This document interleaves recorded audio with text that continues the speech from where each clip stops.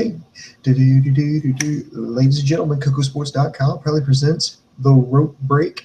Of course, I am your host, the sexiest man on all Internet Wrestling Radio. It's like Boom Boom here, shaking the room live from the RVA, Richmond, Virginia. Of course, this is our weekly wrestling review show.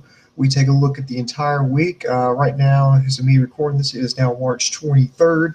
So I am covering everything from the past week. So I am covering everything from March 17th all the way now to the 23rd, 2017. I want to thank everybody for joining us here.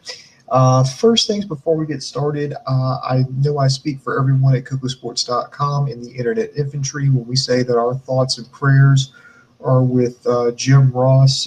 His wife passed away after a traffic accident in Oklahoma. I'm pretty sure you're familiar with the story, but just in case you're not, according to Jim Ross, through his blog, his wife, Jan, was headed back from the gym on a Vespa scooter. She was hit by a teenage driver. She was thrown from the Vespa. She suffered some skull fractures. She sadly passed away 2 days later. So this just looks like a bad accident all around here. So certainly, our thoughts and prayers are with the Ross family. It was just from the way I'm reading it here, it just looks like it just a recipe for disaster. It was just a series of unfortunate events that all culminated in this. According to what I've read from the facts of the case is Jan was finished up working at the gym, got on a Vespa scooter, which if you look that up, it's really not that big. It's no bigger than a moped. It's just like a two-wheel vehicle, very incredibly small. I guess maybe she had to go a short distance, but from what I was told, this is right around 9:55 at night, so it was dark outside. She didn't have her light on. 17-year-old came up, hit her. Both the scooter and the car burst into flames. The teenage driver was fine, but of course, Mrs. Ross was not wearing a helmet and suffered some skull injuries and unfortunately passed away. And I can see how something like this happens out here where I live in Richmond. It's a very health conscientious town. You have to be always on the lookout for joggers, runners. They hate it when you call them joggers, but runners and bicyclists. Usually a few of them will have like lights or reflective vest on, but sometimes they don't, or sometimes it's just somebody actually walking on the side of the road or just biking, from here to there, and you don't see them until you're right up on top of them. So I can see how this happened here. But it's very tragic nonetheless. Of course, Jim Ross, was the voice of many of our, childhoods, with the Monday night, with the Attitude Era on Monday Night Raw, along with Jerry the King Lawler. So absolutely horrible what they're going through. So certainly our thoughts and prayers are certainly with that family at this time. To kind of shift around for some more, I guess good news would be an update on Tomoki Hanma over at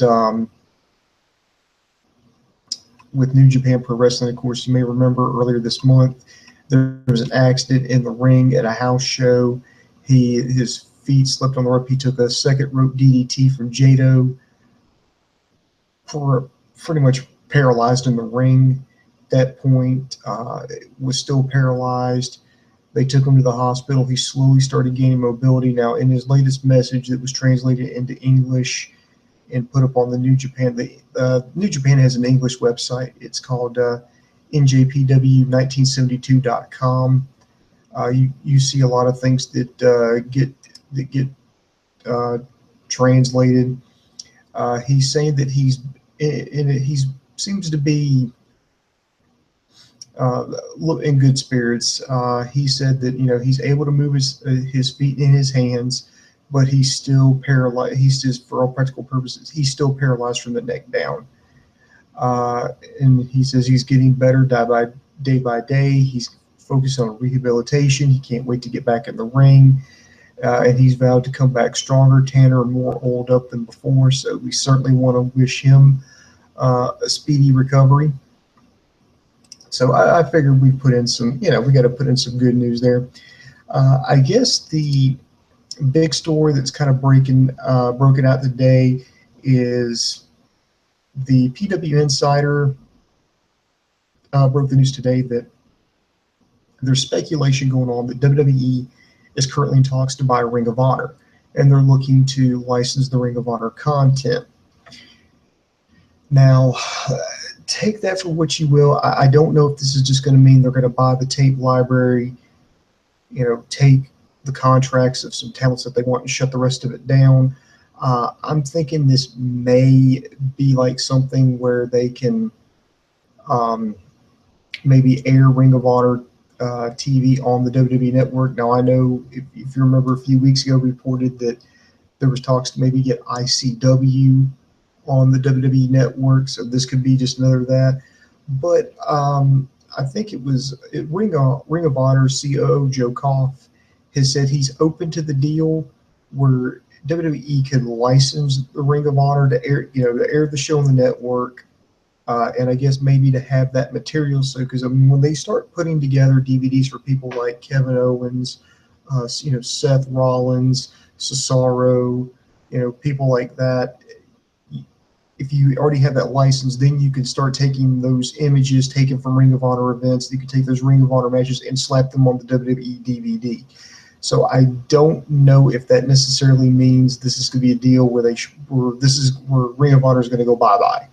I'm actually kind of surprised Ring of Honor is making this move, because at one point they had an offer to be on Flow Slim, but they turned that down. So I don't know what's going on here. But this is not the first time that Ring of Honor has been through this. Remember, after they lost HDNet, or the other previous channel they were on, they were kind of in flux for a year, and it looked like they were about to go out of business, but then they got bought up by Sinclair. And so Sinclair has been keeping them afloat there. Now, officially,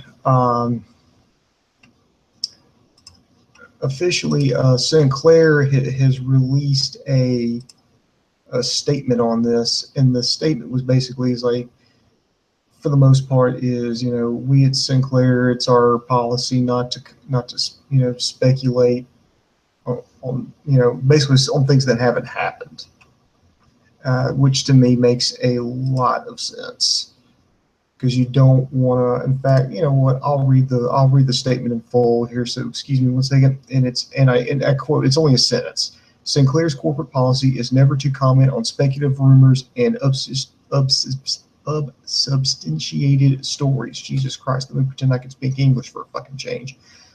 So that's one sentence, which doesn't shock me. I mean, you can't, if they're just in talks and there's no ink on paper right now, of course you're not going to want to talk about it. So, I wouldn't read into it past that.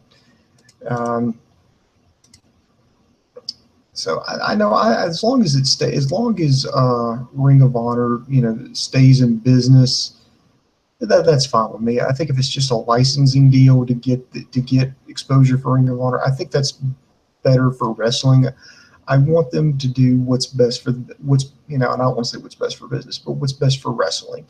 If they can stay open, they can still be, Ring of Honor, and it's just, okay, WWE can use their material to put on DVDs with compensation, use images with compensation, or to air their weekly programming on the WWE Network with compensation. I'm completely down with that. The more alternatives you had out there, the more options wrestling fans have, the better. So anything that's better for the wrestling fans, the better here. Let's see here. We've got more drama here.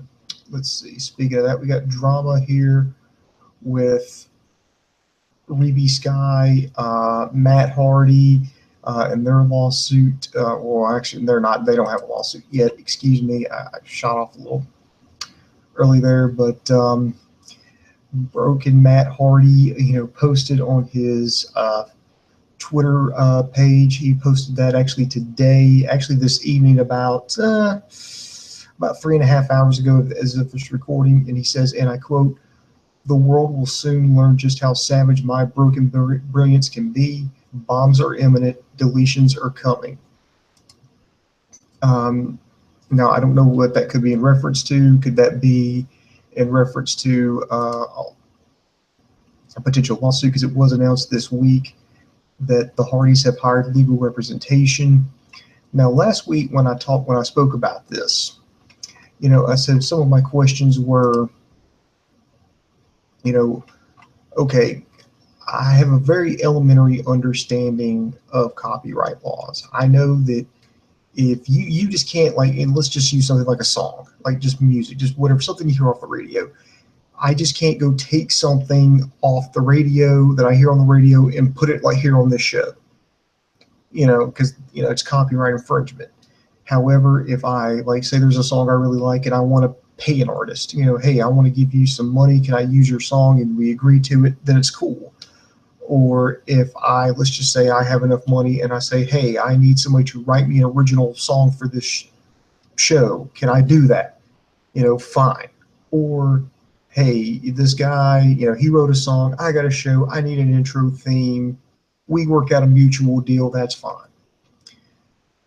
And then I kept thinking, well, where do you get in trouble here? Because the lines start to get blurred when you look at, what does the contract say? Whose equipment is used, whose time is it done on, is there compensation involved?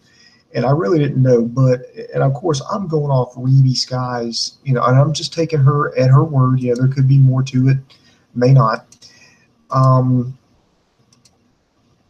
According to Reedy Sky, that one, they filmed on the Matt Hardy's property. Two, they used their own equipment. They filmed and they took care of everything. They did it on their own dime. They didn't sign any kind of contract, any kind of releases. In fact, you had their son and Reedy's dad, Senior Benjamin, all working without contracts, not agreement, anything. And plus, before all this broke down, she filed for the copyright for the Broken Matt Hardy, all of that. To me, that's, again, unless there's something she's leaving out of there, some kind of piece of evidence, it looks like, the Hardys have got a case here. They've really got a case. And I think if everything she says is true, I think they've got a really good chance to beat Impact Wrestling in court and probably get the trademark, get the copyright, get the rights, get everything to it.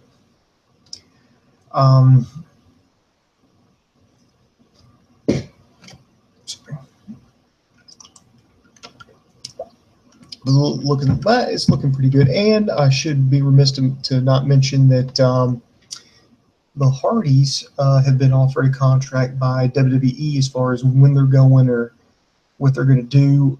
That's a different question for a different day. I don't know. They'd already said that their deal with Ring of Honor, which they are currently the Ring of Honor Tag Team Champions, was a limited deal. In fact, I think they're supposed to face them at the Super Card of Honor, which, by the way, is going to air on iPay-per-view. So that's going to be Saturday, April 1st from the Lakeland Center in Lakeland, Florida. Some of the matches they've got announced for that. Let's see. Main event's going to be Christopher Daniels versus Dalton Castle. As I mentioned, the Hardys versus the Young Bucks. Marty Scurll versus Adam Cole for the Ring of Honor Television Championship. Cody Rhodes taking on Jay Lethal in a Texas Bull Rope match. You have the Briscoes and Bully Ray versus the Gorillas of Destiny and Hangman Page, which, by the way, the Gorillas of Destiny are filling in for Liger and, God, who else? I cannot remember. I think it was Tenzan. There were some issues with Visa. They couldn't make it, so they subbed in the Gorillas of Destiny. So we're going to have Bullet Club versus ROH. We're going to have little bit of a CMLL with this. We're going to have Will Ospreay and Volador Jr. taking on Dragon Lee and Jay White. Kazarian versus Punisher Martinez. And then Matt Taven and Vinny Marsala versus the Beer City Bruiser and Silas Young. Looking like a decent card already, but that's going to be April 1st. Check your pay-per-view provider. Let's see. Also, yeah, speaking of, let's go slide over to Impact here. Actually watched Impact Wrestling tonight, and to truth be told, it wasn't that bad. It's with the exception of Josh Matthews running his yapper. No, Impact for the most part has been pretty good. If I could score it on a scale of 1 to 10, 1 being the worst, 10 being the best, I would probably give it about a 6.5, maybe a 7, because I think Josh Matthews is the absolute worst when it comes to commentary. I don't know if this is a character, if he's being scripted to do this, or he's got reign to do this, but Josh Matthews is just absolutely insufferable behind the ring, or excuse me, behind the microphone. He's absolutely horrible. The wrestling wasn't that bad. In fact, you had some pretty good stuff. You had, let's see, Davey Richards versus Suicide. That was actually pretty good. Idris Abraham, Falaba, and Mario Baccarat versus Mahabali Shira, the Laredo Kid, and Garza Jr., which has actually turned out better than what I thought. Decay versus Reno Scum, which actually turned out way better than what I thought. LAX, hell yeah. A new LAX. You're going to have Santana and Ortega being the new tag team there. Taking on the DCC. You have Rebel versus ODB, which Rebel versus ODB was like the weakest one because it was just weird. It was like, if this would have been the blow-off match in a feud, I would have understood, but this was just really, really, really weird because there was one spot in there where Rebel got frustrated, like she was about to slap Earl Hebner, but Earl Hebner took the cowboy hat off her head, put it on his, gave her a kiss, and then eventually, then he grabbed ODB's flask, took a shot. It was too strong, so he spit it out. ODB got mad. She reached into her bra, pulled out some breath spray, sprayed her mouth, and then kissed Earl Hebner. And then ODB pinned Rebel, got the win, and there was Earl Hebner still staggered from getting kissed from ODB, and she raised his hand. I mean, it was just weird as hell. Lashley destroyed Jake Holmes, and then the returning person who hadn't been there wound up being Karen Jarrett. The only good thing about that Karen Jarrett segment that went on for 15 fucking minutes was the fact that Karen Jarrett slapped Josh Matthews, and there's like this big question: is Josh Matthews going to be back next week? God, I hope not. I hope he's gone because he's the worst thing about Impact. I think if you get rid of him, that show it automatically gets better. It automatically goes up a letter grade. Let's see else. Speaking of Impact, they've also signed a deal with AAA. Now they are working with Crash, Conan's promotion out of Tijuana. In fact, there's even talks of a Crash versus Impact pay-per-view, possibly in the future there. But they're going to be working with AAA. Now, some of you will be familiar with AAA if you follow Lucha Underground, because a lot of their people, they have a contract with Lucha Underground. So a lot of the talent that you see back and forth, so you'll be familiar with them. So maybe that's exactly why they're doing it. Of course, they've got deals with Crash, as I just mentioned, and Pro Wrestling Noah out of Japan. Interested to see where that's going. Let's see.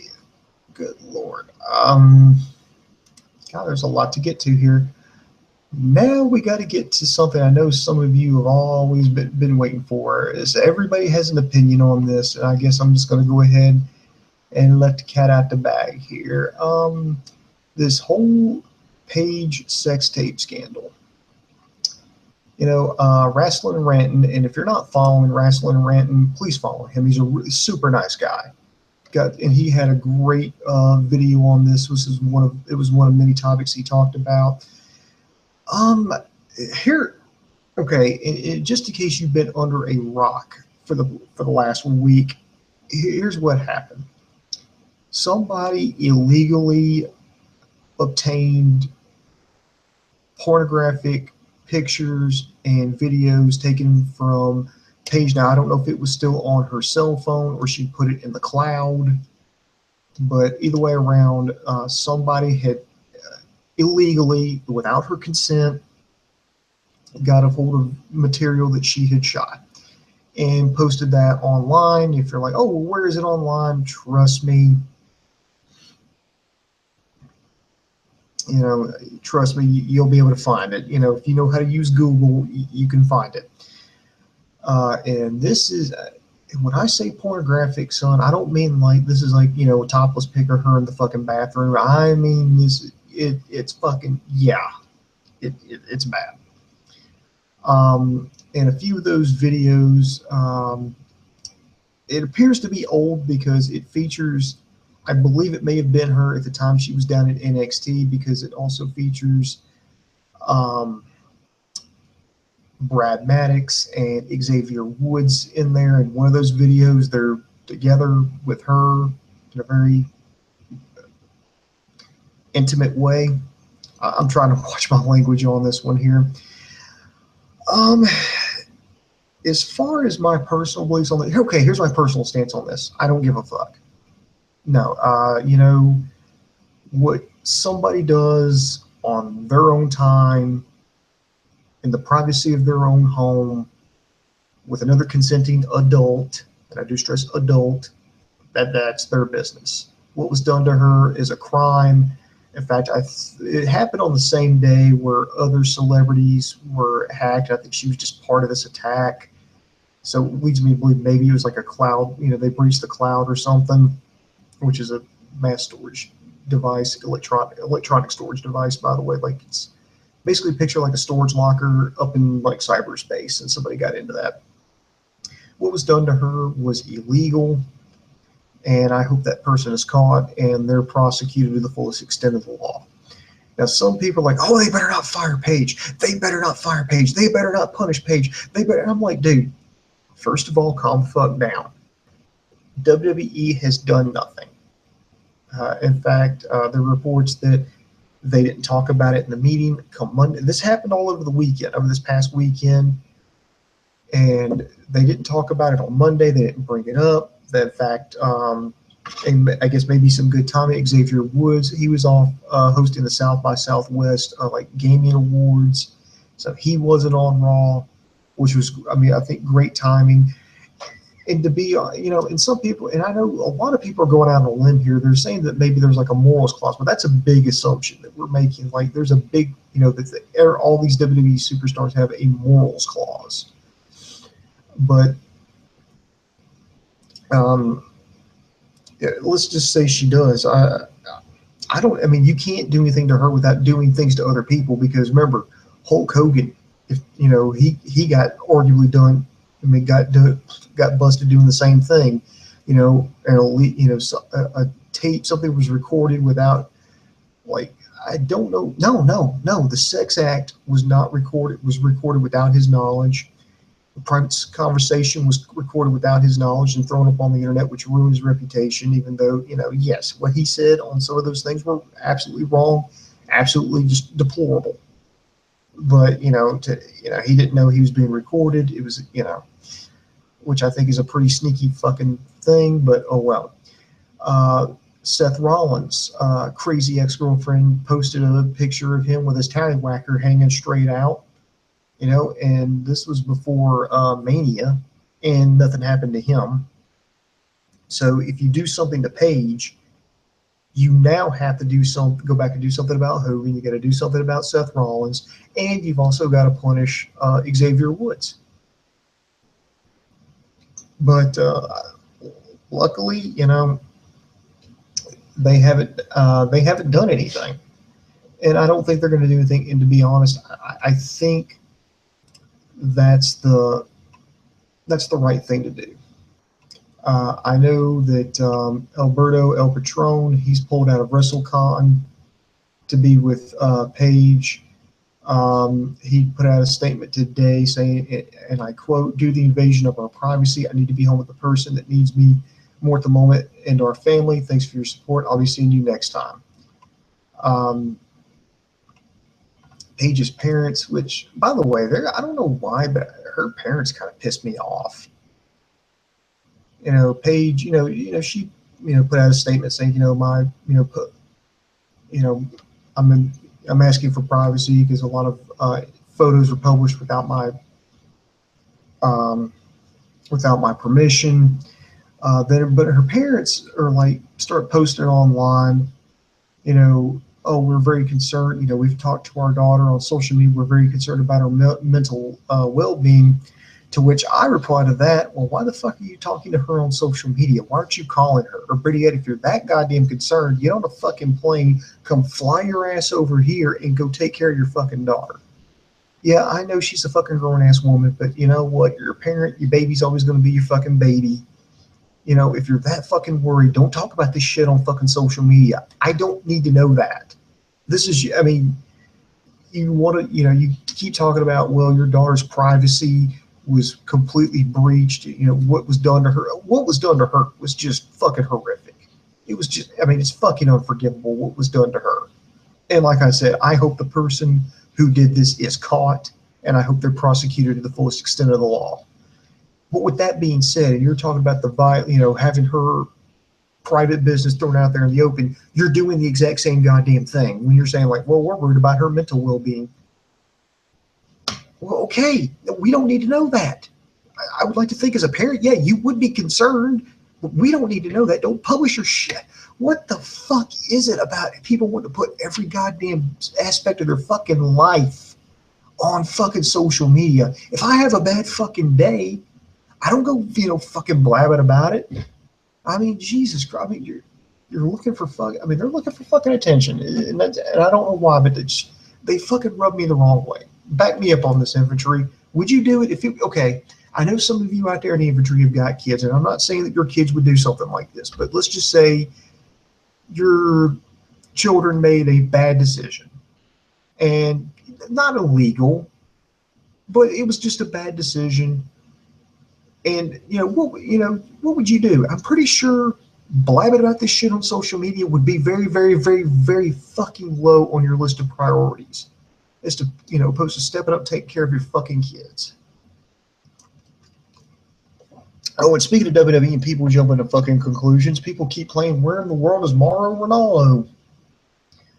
This is another thing that kind of pisses me off about the internet. People jump to all kinds of conclusions with this. Remember, he was not on doing commentary on SmackDown Live. Last week, he winded up missing because of a snowstorm that really hit the Northeast. He was unable to get a flight. So actually, pretty much north of here, Northeast Canada. That area was really affected by some snow last week. Couldn't make it. Of course, he got some flack from it, particularly from Taz. And said, no, you just, if something like that happens, you're just going to have to go rent a car and drive. And, that's fine. And then he missed this week. And they said, well, Ranallo is getting, he's sick. And, and that's all they said. To be honest, that's all they needed to say. Well, you're like, well, what's the problem? What's the problem then? Well, a lot of people started saying, well, he's been, he's a guy who's known for retweeting all the time. He's been known for, being very active on Twitter, but he's been quiet as of late. And then people started jumping to conclusions. Maybe he's having some kind of episode because, some people were like, they were publishing, oh, well, he's it's no secret he's bipolar, or he's been battling depression. But then we come later to learn that, well, from like a close friend of his, well, he's fine, he's back at home, he's recovering. And I'm like, okay, could we just not look into this thing? Maybe the guy was actually just fucking sick. Maybe he had the fucking flu, couldn't make it, needed to take a fucking week off, you know. But instead, people are wanting to jump to conclusions. I mean, basically, I guess the point is mind your own goddamn business. That's what I would tell people. Mind your own fucking business. Because I mean, you're jumping to a lot of conclusions and making a lot of assumptions. I mean, maybe that's just I've been in the news business for damn near a decade now, and the last thing you need to do is jump to conclusions, and make snap decisions here. I mean, when you see hoof prints in Central Park, you got to think horses, not zebra. So, and what do I mean by that? Sometimes the most obvious answer is the correct one. Maybe maybe he was having a bipolar episode, but we don't know that. He hasn't said that. Nobody's come out and said that. You're jumping to conclusions. And he's sick. He's had a friend vouch for him, says, no, he's back home. He's recovering, No, I want to see, and there's some people like, oh, he's out with bipolar disorder. He's depressed. Well, somebody tell me that. Somebody show me something. Because until right now, I mean, you're jumping to conclusions. There's no proof. There's no evidence. There's no documentation. Just because he suffered from it in the past doesn't mean he's suffering from it now. I mean, certainly he's on medication. And I know that's a little bit of but if he's being treated for it. I mean, he's been an outspoken, advocate for those causes to help find a cure. So, but basically, I guess what I'm saying is just people just mind your own business, leave the man alone. And if you hear me, Mauro Ronaldo, man, get well soon. Whatever you're going through, whatever sickness you may have, physical, mental, spiritual, whatever, get well. That's what I want. Let's see, questions here. Oh, by the way, I want to say hello to Victor Varelia, Barry, Heavy J, MA Cod 114. I want to say thank you guys for watching. In fact, get your questions ready. Somebody here asked me about the Southpaw Regional Wrestling. I enjoyed it. If you didn't see it, I don't know why you wouldn't. But Southpaw Regional Wrestling is WWE released about 4 videos out on YouTube. If you watch the whole thing, like all of them back to back to back, it'll take you about roughly 20 minutes to watch, but it's worth it. They had some guys, and they just kind of put a spin on, like it was like wrestling from the 80s. To me, it reminded me a lot of like championship wrestling from Florida, the USWA, promotions like that. You had John Cena played Lance Catamaran, which to me looked like kind of came off like Gordon Soley. There was no matches in there. There was no match, but it was kind of built up. Was it Greg Bobsky? Whoever that Jericho played, he was hilarious. Rusev is like this all-American farmer. I thought that was a funny one. Tyler Breeze as the banker. There's a good twist in there. Luke Gallows is Tex Ferguson, and Carl Anderson is Chad Too Bad with that big old perm wig and the sunglasses. Oh my God, that was fucking hilarious. We need more of this stuff. As far as I know, there are no more plans to do any more episodes, but I really think we need more. I love the whole lethal leap year concept. I mean, it was fucking hilarious. If you haven't seen it, I would encourage you to watch it. If you've already seen it, give it another whirl, man. It was absolutely hilarious. Let's see here. God bless the internet for the videos Victor's talking about Paige. Heavy J, how does the TNA AAA day affect Lucha Underground? I don't think it does. I think it's just like New Japan has got deals with multiple promotions. They've got deals with CMLL. They've got deals with Ring of Honor. I don't think it's going to affect anything with Lucha Underground, because Lucha Underground is going to Lucha Underground is shot and done completely different. They're done like where they'll go in for like, God, what, 2-3 months and probably not even that long, and they'll just shoot like a whole season, like right there in just a few weekends. Whereas if with TNA, I would imagine they would do like a talent exchange. They would probably take some guys and and they would kind of switch up a little bit, or bring some of their guys back and forth for like special dates. So I think that's how that would work. So I mean, it's just a totally different deal. I don't think it's going to affect Lucha Underground all that much. M.A. Cod says, in my opinion, Southpaw Regional Wrestling was a direct hit on Crockett Wrestling in the 80s. It was well done, but it was a slam on Jim Crockett Promotions, in my opinion. I don't think it was like a slam, Cod. I think it was just more of just kind of a tip of the cap to it, because oh God, I feel like I'm old when I feel like I'm fucking old when I say this, but back when I was a kid, I mean, when I was like fucking super little, that's what wrestling was like. You know, wrestling was like that. You know, when they said, you know, here's our champion, John Johnson. I mean, it was just like that. Where the announcers were kind of bland, you know, and they would always do like that, where they would hang on, like the camera would hang on them for a few extra seconds before cutting to like the next video. That was new. I mean, this is back before announcers were storytellers. This was back before, you know, sports entertainment. This is back when quote unquote wrestling was, you know, real, if you know what I mean. It was just a totally different animal back in the 80s. And this is just kind of what the throwback to that. So I wouldn't really say it was a slam. I would say these over the top characters. I mean, seriously, I mean, if you've got YouTube, go back and look up stuff like World Class Wrestling, look up Mid-South Wrestling, look up Smoky Mountain Wrestling, go look up USWA, you know, look up maybe hell even Oregon back in the 80s, Memphis. That's another thing, Memphis. Look up those. I mean, just look up those shows. I mean, that, and you will see it's almost spot on.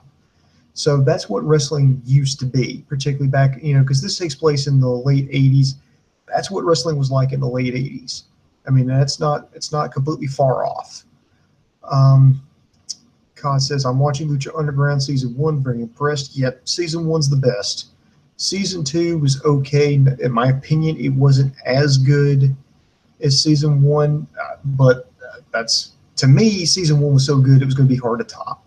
And I don't think Season 2 did that. I mean, it was okay. It was good. I mean, it was okay on its own, but nowhere near as good as Season 1. Season 3, we're halfway through. You know, that doesn't come back until May 31st, was when they resume Season 3. And I don't know when they're going to film Season 4, or if there's going to be a Season 4. Whew. So just bear with it here. But no, it's on Netflix now. Speaking of Netflix, I actually just started watching Iron Fist today. I wound up watching the first 2 episodes. I've got to watch more. No spoilers, or I'll kill you. All right, let's see what else is out there before I wrap it up. Oh, I know one thing I want to talk about. This is kind of like I'm kind of getting back to my roots, because you know, when I first started out doing internet wrestling radio back around, oh God, I think 2006. So it's been, God, I've been doing this for a fucking decade now. I used to do a weekly show, so this is kind of a throwback to that. I have to recap the whole week's news, but one of the things I'd like to do here is talk about the best match of the week. You know, kind of like match recommendations. Now, I didn't watch absolutely everything. I watched like the first hour of Raw. I watched SmackDown. I watched NXT. I've watched New Japan. I've watched Impact tonight. I did check out Ring of Honor's pay-per-view. But looking back, let's see. I'm going to say there are about 3 that are really sticking out to me. I guess one would be an honorable mention. I think last night's match between Oni Lorcan and Andrade Cien Almas gets an honorable mention. It was, I mean, I had no expectations for that match. I mean, they gave it like 1 week of build-up and they brought it out. Lorcan, unfortunately, I've got a feeling he may wind up being a babyface jobber. which I kind of hate because I'd kind of like to see NXT actually put some effort into him and kind of repackage him and do something with him because I think he's just that talented. Why he hasn't got any attention, I don't know. But that one ended up being a good match. But seriously, on SmackDown, I think the match between the Usos and American Alpha was done extremely well. I was kind of bummed that the Usos won the tag team championships, but in the grand scheme of things, I think it's for the best because I honestly think if SmackDown needs to reboot the tag division. I feel like American Alpha's title reign was a flop, and it wasn't their fault. It had nothing to do with them. Remember, they won the championships from the Wyatt family, and the whole focus was, oh no, the Wyatt family's imploding. And then they didn't get to wrestle. In fact, when didn't get to wrestle. They kind of teased like a feud with the Usos, but then it went away. And then they bummed everybody back out when they needed another match to fill the Hell in a Cell pay-per-view. So they brought in that tag team turmoil. That was okay. And then I was like, okay, now they're back on track. It was like they were teasing a feud with the Usos and they disappeared. Then they started doing it again and they disappeared. Well, now they're back. You had the Usos win. I think that was good because now I think you need to have American Alpha chase the Usos. I would probably, if it was me and I'm booking for the long term, I would have them have a rematch and have American Alpha get screwed. Just they lose it because the Usos blatantly cheated. Just something that just pisses you off. And then I would have American Alpha start all over again from the bottom, start working their way, up the tag ranks, then finally build up to a rematch, and then have them recapture the tag team championships so that way they can get the big pop. They can get the pop and get the reign they deserve because this first one, it wasn't their fault. It just was lackluster. As far as I mentioned this earlier, it was like New Japan. The New Japan Cup was okay. It wasn't bad. The first night wasn't that great. I did like the fact that Evil defeated Tanahashi because they really surprised me there. I like Sonata advancing. Tomohiro Ishii completely busted my bracket because I thought they were going to have Omega win it, but no. They went. They had some good match. I got to give a shout out to Juice Robinson. He did pretty good in that tournament. I like the fact that they took a lot of the early favorites, like Michael Elgin, Omega, Tanahashi. They took them out. I mean, and it was wide open. I was like, okay, let's see what they do here. The second night was the better part of the tournament. The rest of it was done at like house shows. So they would do like one match. If you have a subscription to New Japan World, you can all check everything out. I'm talking like you'd be at a house show somewhere. There's no commentary. There's like a hard camera, but it was done really nice. But I think out of all the matches on the New Japan Cup tournament, I think the semifinal match between Shibata and Ishii was the best. I just think that was the best one. That it went down to Katsuri Shibata and Bad Luck Fale, which the match wasn't bad. I think it was actually a decent match, but I just think the semifinal match between Katsuri Shibata and Tomohiro Ishii was the best. That's definitely worth your time. Oh, and congratulations to Shibata for winning the New Japan Cup. After winning, he immediately challenged Kazuchika Okada for the IWGP Heavyweight Championship. Now, is it his time? I don't know. But I think he's a great challenger. He'll be a great competitor. I think him winning the New Japan Cup is overdue. And I think it'd be a hell of a story. Here's a guy who walked out on the company, did MMA. Whether you say he was a success or a failure, that is a matter of opinion. I think his record was 8-4-1. I know he lost. No, it was like 4-8-1. So I know he lost more than he won, unfortunately. But he came back and there was this whole issue of can we trust him? He walked out on us before. Is he going to do it again? And then he turns around, recently and signs a contract. Something that people thought would never ever happen. He's on top of his game, putting on some great matches. And here we are. Are they going to change the belt? I don't know. I don't know. I know that question's coming. Are they going to have the? Are they going to have it? I don't know. Let's see. Heavy J says 2/3 of the triad from Lucha Underground have already signed with WWE. Yeah, I think you're right. I think you're right, Heavy J. And Chauncey Bullock, I can't ever do a show without seeing. Oh, Brother Booms, I knew you'd come. I'm sorry, I have to do it like that. But all right, let's see if there's anything else late breaking here before I go to bed. Take a look here. Okay. Let me ask you this, guys. This is just like a big question here because I finally see this popping up here. This match coming up at Mania between Shane McMahon and AJ Styles, is that doing it for you? Or, am I the only one who's just not excited about this, who's not fired up about it? Am I the only one?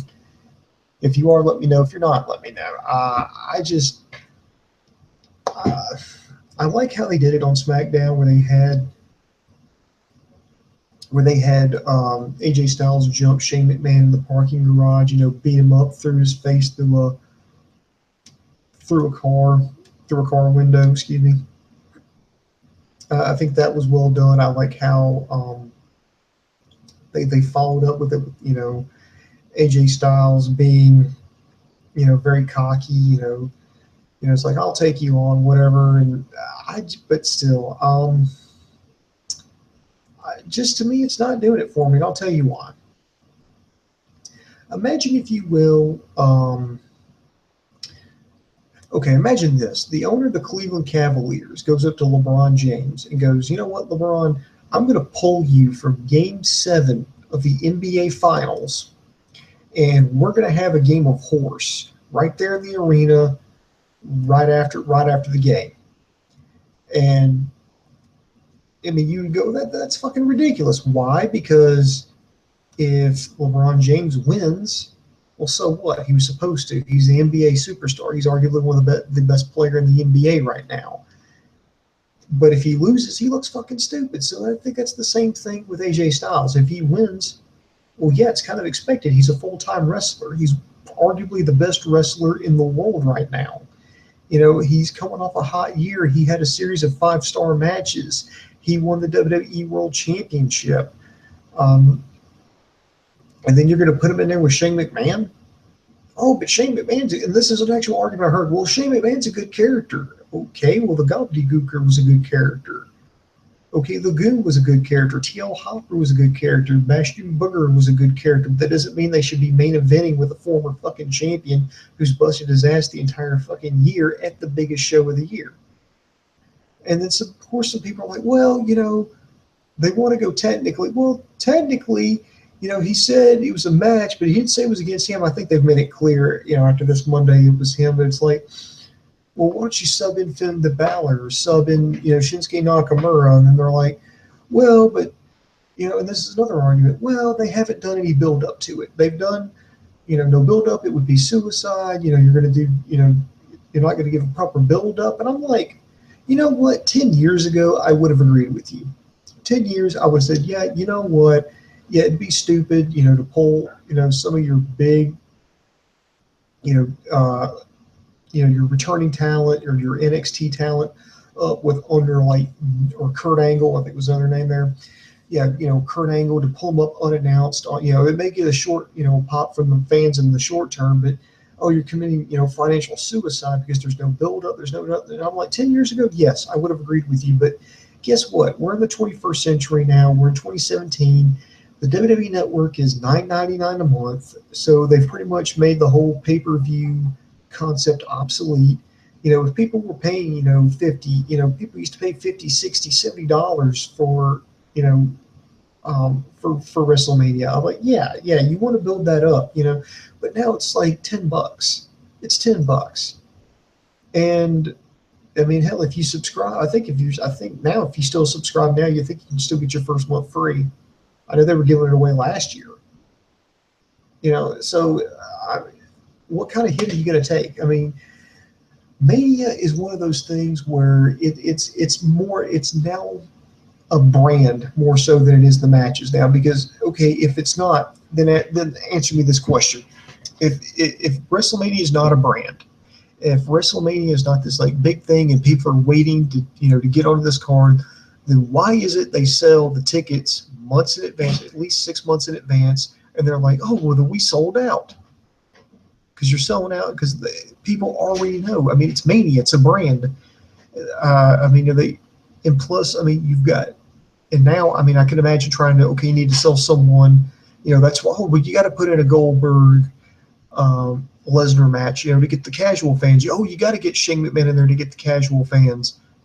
I'm like, yeah, okay, if you're selling a pay-per-view for $50, yeah, I can understand, but it's 10. It's 10. It's $10. I mean, how much more pushing do you need to do? To me, why not give the fan, God forbid you give the fans what they want. That's all I'm saying is I just think it's stupid, because if AJ wins, so what? He's supposed to. If he loses, he looks fucking dumb. He looks irrelevant, because here, I mean, this isn't like, okay, and this isn't like something like Brock Lesnar, former, UFC heavyweight champion, who took a couple months off and came back. No, this is a guy he's older. He's older now. He's older. He's in his mid 40s, almost early 50s by now. Shane, I don't know his exact ages, but I mean, he's got to be his mid 40s by now. Hasn't wrestled a match since last Mania against The Undertaker. So you mean to tell me a guy who's not even a wrestler, who's only wrestled one match in the course of in a year, it'll be exactly 1 year since he wrestled his last match, can come in cold and beat up the guy who, had whether you agree with it or not, had a great match against Roman Reigns, against John Cena, beat Dean Ambrose for the WWE World Championship, had a decent title reign there. I mean, you mean to tell me that guy can beat somebody who's been wrestling all year?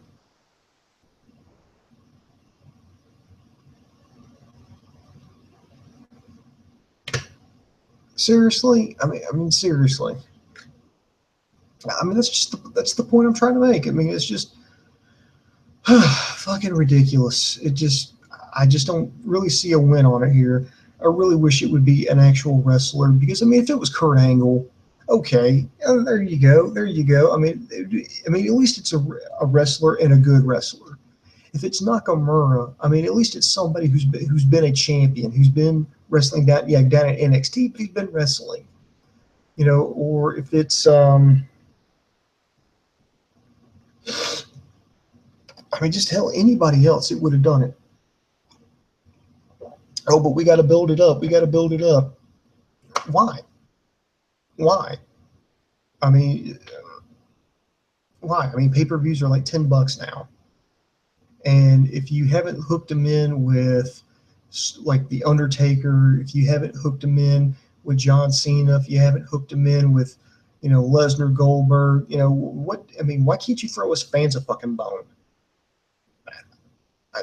I mean, what's wrong with that? What's wrong with throwing us a fucking bone? Anyway, I know I'm rambling. I apologize. So, I think that's everything here. I just want to say thanks to everybody for bearing along here. That's going to do it for the show. I'm going to tell everybody, be sure to check us out, Kocosports.com, KOCOsports.com. It's your home for combat sports, where the world goes to kick ass. Most importantly, where it's okay to be a passionate fan. Also, be sure to like, subscribe to us on YouTube, Facebook, and Twitter. We're going to be doing right now until we can get fully staffed again. We can get schedules situated. I'm only going to be doing a weekly show. I'll be doing the rope break on Thursday nights. All right, so here's where we're at right now. Sammy just couldn't make it tonight, just scheduling. He's going to be moving to Opelika. And if you don't know where Opelika is, just think of where Auburn University is. That's where he's going, in that area. LK's doing other things right now. So we're down a reviewer. I'm, working a full-time job and everything, trying to do the best I can. And I don't think you want to see me review every little show that I watch. Good news on Dave Coco. Dave Coco now has the intranets. I'm waiting on trying to get together with him because right now he's teaching full-time. Yeah, Dave Coco's a teacher. I know. I'm scared too, kids. He's looking to get his schedule situated so he can start finding regular times to broadcast. Again, we're still looking for reviewers. So if you're interested in doing this, just hit me up, hit Dave up. Just let us know that you're interested. And here's what we ask. One, you got to be over 18. That's just so somebody can't, so some parent can't go, oh, you exploited our baby, you stole money from us, or we're going to sue you, whatever. That's just so we can avoid that. Two, you got to send us a demo tape, and it can be simple. You can just, what happened here? Impact. I just got done watching Impact. Say you watch Impact 2, or you want to watch NXT, or you want to watch Raw. I don't know why you want to do that, but you could watch Raw, you could watch SmackDown. We got some Evolve pay-per-views coming up next weekend. We've got, like I said, the New Japan Cup. Just put together a review of that. Just say, here's what happened. Here are the matches. Here's what I thought. And then just send us a link to it. And then you can make it private. I don't care. Just so we can see how you are and how things go. And then third, you just got to be loyal to an idea, not a company. And what do I mean by that is you got to think that nobody's above criticism. You can't blindly defend somebody. You can't believe that one company is absolutely bulletproof. You got to be able to point out the flaws and, praise the good, but don't be afraid to point out the flaws. And, have what you think wrestling should be and stick to your principles. If you think it should be fun, fine. If you think it should be, mat wrestling, fine. If you think it should be flips, fine. If you think it should be entertainment, fine. But at least be loyal to it. And when your company, even if it's your most favorite company, like me, like I love New Japan right now. Now that I've got New Japan World, they're doing more English commentary. It's easier for me to follow. But even I'm like, you know what? Tangaloa probably shouldn't be wrestling single matches. Okay, Tama Tonga, okay, he's okay. That's not that great. Or the first night, the New Japan Cup, it's like, thank God for Tanahashi and Evil because the rest of the fucking card was kind of sucked. That's fine. It doesn't mean I stop liking New Japan. Doesn't mean I don't think that they had some good matches. Doesn't mean I don't think that Shibata didn't deserve to win because he did. But, I've got to, you got to point out the flaws. You can't be afraid to do that. So if you're interested, hit us up. Don't be scared. No one ever told me to go get involved. I just reached out and, by the grace of God, it worked out. LK, when he got involved with us, I mean, we didn't, he just got in contact with us and said, hey, I want to give this a shot. So, we said, okay, why not? So just hit me up, hit Dave up. Just let us know that you're interested. We'll set up something. And that's going to do it for me. So we're going to meet again this time next week. So, and then stay classy. Take care of yourselves. Be good. Be careful. Behave. And, of course, this is the sexiest man on all of Internet Wrestling Radio saying the boom just went bang and I am out. Bang.